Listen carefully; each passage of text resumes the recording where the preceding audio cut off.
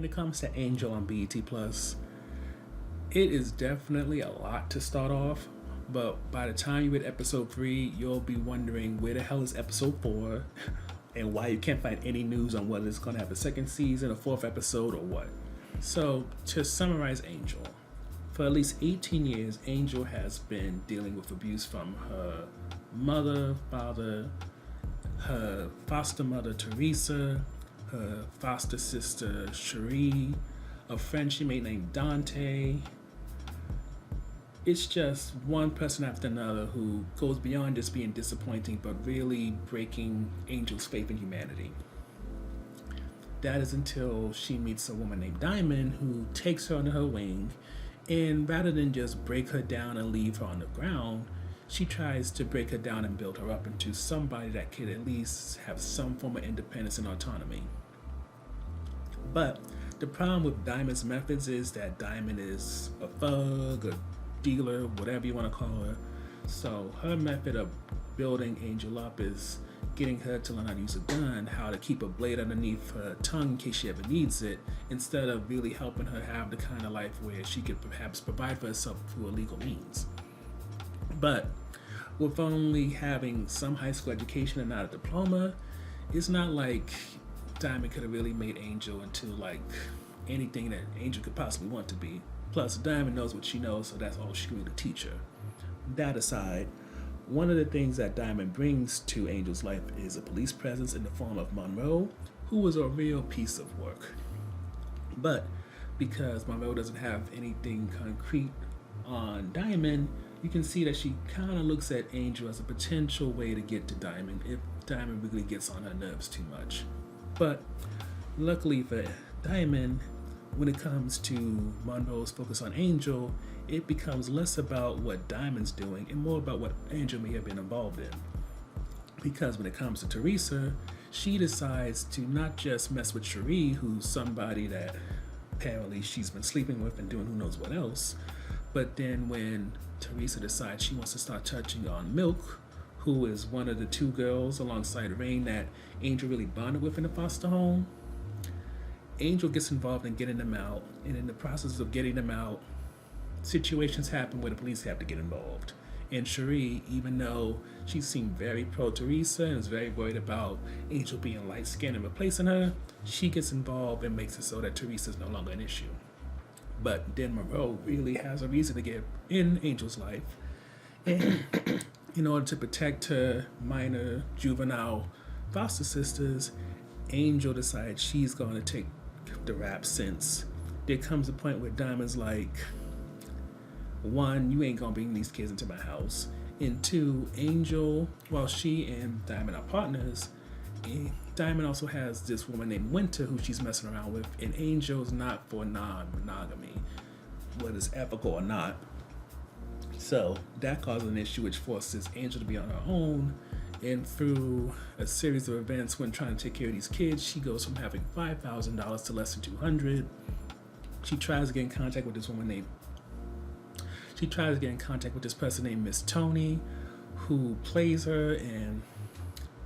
so much goes on in the first 3 episodes with Angel's just trying to take care of herself and then try to take care of these kids and have this off and on relationship with Diamond that she ends up in prison. And when she's in prison, she finds what may perhaps be the first stable and loving relationship, but being that she finds it in prison and then Diamond's still kind of in and out of her life, there's a question of, if we ever get an episode 4 or a second season, how will things work with Angel now finally kind of becoming equals with Diamond and maybe not needing her, yet at the same time having this history with her that makes it so that she can't just discard her like yesterday's trash. So in terms of highlights and even what makes me want to recommend this show, it has to be Diamond. What Diamond brings and what Angel bonds with her over, it's what makes episode 1 make you want to watch episode 2 and then get on to episode 3. For as much as Diamond is somebody kind of seems like the new Snoop if you ever watched The Wire, she brings something more to the game as she gets vulnerable with Angel. As those two build a relationship, it's hard to say whether or not Diamond is trying to be a maternal figure, like a big sister, if she's trying to be like a lover, provider, or what in the first episode. And in fact, it's not really until like I think maybe episode 2 or 3 when Winter becomes a real problem, where you realize, oh, these two are in an actual romantic, potentially sexual relationship. Up until then, it seems like this is a mentor-mentee type of situation where Angel's living with her, Diamond's putting her at the game, maybe using her a bit to make some extra cash, and that's where things are. But again, when we're allowed to see Diamond in a more sensitive position, like where she's showing off her scars from cutting herself, where she's like huddled up because she's dealing with period pains and she needs Angel to get her tampons, it allows you to see the character in a way that I feel like you don't get to see a lot of more masculine female characters in a way. And it also, just everything she does for Angel and their back and forth really makes you want to see more of Diamond, maybe even beyond this show, in terms of hoping that she continues to act. And this is all assuming that her pronouns is she. I'm not 100% sure. So the second highlight for us is just Monroe, who is just a real piece of work as a cop. And perhaps the best thing about Monroe is you can kind of see that Monroe doesn't see herself as any kind of villain. If anything, Monroe probably sees herself as a good guy who definitely may bend or work around the rules, but the idea here is she's going after bad people, and if I keep going by the book, they're just going to get smart and find new ways to invade the law. So sometimes I have to go through the quick and easy route to take them down, or maybe even a route that's not ethical, but at the very least I'm getting results in the process. And with that in mind, I feel like she becomes a love to hate kind of character because she definitely says some things that are very racist, but at the same time, I would say that she definitely comes off authentic in the process. So the next highlight for us is the writing and dialogue. And the reason that it's a highlight for us is that when it comes to characters like Monroe, Diamond, and Miss Tony, it does feel like these characters are meant to be wholly themselves and authentic to who they are. They're not meant to present something progressive in terms of you seeing a masculine woman, a feminine man, or else a cop who is not straight-laced but is a black woman. They're allowed to be flawed in ways that, whether it's something like Monroe saying something prejudiced, or Diamond being a player and all that, the writing allows them to be real and not restrained by respectability politics in some way. And it's appreciated in the long run because it allows you to really get into them without thinking that the way that they're presenting that somebody that I know in real life would not talk like that. Instead you don't get that whole need to like question how they speak or how they act, because I don't know, maybe BET Plus doesn't really care, maybe the production coming behind us, they're independent so they have less to lose, but it just seems that rather than focus on what's allowed or considered correct in modern times, more so the way Angel is written is more so geared toward what used to be okay in the 90s or the early thousands. The next highlight for us is just, even if it was just for a short time, as mentioned earlier, there is talks of people having their periods. At least, depending on what I cut or what I didn't cut, there was talk about people having their periods, specifically Diamond. And the fact that it wasn't someone like Angel, it wasn't Milk, it wasn't Rain, but it was Diamond of all people, it really just furthers that periods happen to a whole different slew of people, no matter what you look like. And honestly, also seeing her have cramps and stuff like that, for me, it seems very strange that we have these slew of shows focused on women, movies as well, and yet you rarely ever hear about someone having their menstrual cycle or having cramps. And I get that is not the sum of any woman's life, but also it is a notable part in considering how many shows deal with teen pregnancy, getting abortions and all that, yet you rarely ever hear about someone getting their period or getting cramps. It seems kind of weird. Never mind even talking about, getting an IUD or taking birth control pills or getting that shot that I can't remember the name of, or that implant. It's like, it just seems weird to me. So having Diamond talk about cramps, period pains, needing a tampon, it just was something different, unexpected, but appreciated. The next highlight for us is just how the show tries to depict trauma. In one case, we see through Milk, who lost both of her parents, her becoming very hardened to the idea of seeing someone getting killed, someone getting hurt, and, you know, perhaps walking or being able to walk down a path that Diamond is in terms of being very desensitized to violence and also capable of causing violence. But at the same time, then you have people like Angel and Cherie, who, in the case of Angel, when Diamond hit her after experiencing so much, she just broke down and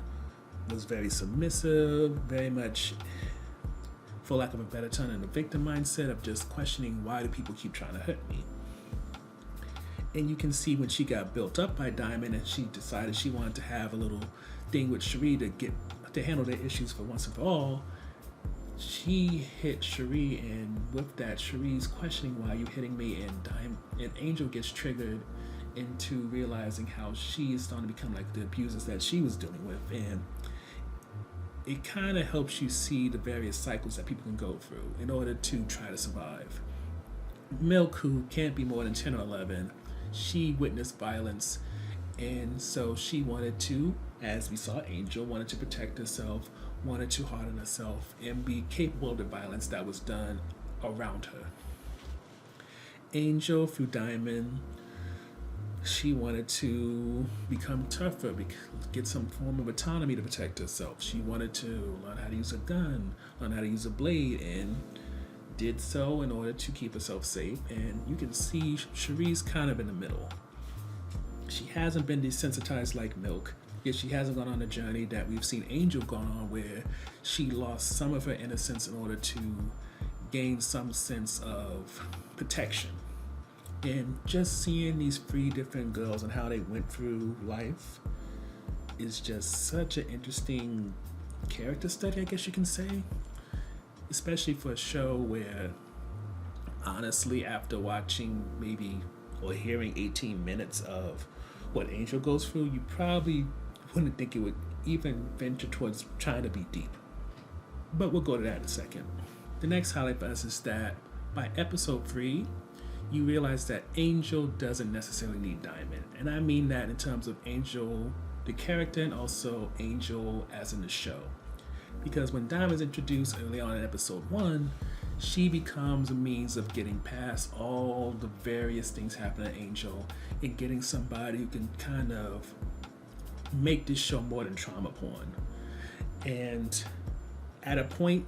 it kind of seemed that maybe Angel as a show and also the character would need Diamond in order for you to keep watching. But by episode 3, when it becomes clear that Angel is still wholly herself, but also has Diamond's influence and how she handles herself when she ends up in jail, you realize that Angel has come to a point which there's perhaps parity with Diamond, in that she no longer is somebody that needs that character or her as a crutch, and this show is named after her for a reason. The last highlight is comparing what Dakia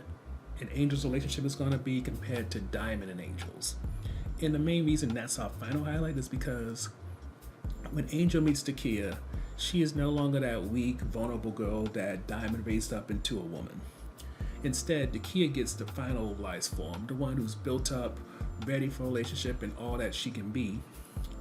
And while those two have a good romance and don't have the same drama that Angel and Diamond have, at the same time, Diamond is still very much part of Angel's life. And as Diamond seems, I won't say ready to settle down, but definitely is dealing with life in a way that someone like Angel could be a major asset for her and not someone she can just exploit. It makes Dakia and Angel's relationship very interesting to see whether or not Angel may try to play Dakia because of her history with Diamond, or whether Angel may go full on with Dakia because now she's in a relationship where she's someone's equal rather than someone's underling, and maybe enjoying that dynamic a bit more than she may ever enjoy Diamond holding over her head that, I raised you to be who you are, and you're not being appreciative, you're not giving the kind of reciprocity I deserved based off of what I did, and yada yada. So when it comes to on the fence topics, the first one has to be episode 1. If you just watch the first 18 minutes where you hear about Angel getting abused by her father, getting abused by her mother, getting abused by Teresa, then seeing, without it being overly graphic, her having a train ran on her, I could easily imagine and understand you saying, you know what, this show is not for me. It's a little bit too much, or maybe beyond too much, and it seems like all it's going to do is try to present shock value to justify its existence. Thankfully, that's not the case in the long run, but I have to admit, I was very much hesitant to continue until Diamond showed up and then turned the show around. So that's on the fence topic number 1. On the fence topic number 2 is the music. And granted, just because Angel is set in an urban environment, that doesn't mean that we should be trapped to hearing hip-hop songs, rap songs, or R&B. But at the same time, hearing Shallow by Lady Gaga and Bradley Cooper in the first episode, then hearing Boulevard of Broken Dreams by Green Day, it seems a bit weird and out of place because we don't hear no characters talk about their musical interests to understand why these specific songs being played. And as much as I appreciate the eclectic mix, at the same time, being that it's not rooted in a character's interest, it's not rooted in maybe having some relation to the songs being from a Jersey artist, so you may imagine it being played around these people. It just feels too weird, too out of context to really match what's going on and not throw the vibe off. Overall, as of the recording of this episode, it's still not clear whether or not we're getting an episode 4, a second season, or what. But when I tell you that I have a Google alert to find out what's happening with this show because I am not invested in it, all I know is BET Plus needs to stop playing. They need to put out some further information on this show because this is probably one of the few BET shows I've been really interested in since Bigger got canceled after season 2 and the Miss Pat show. This is perhaps the third possible flagship kind of show that BET Plus can have, and the lack of information is making me feel very pressed.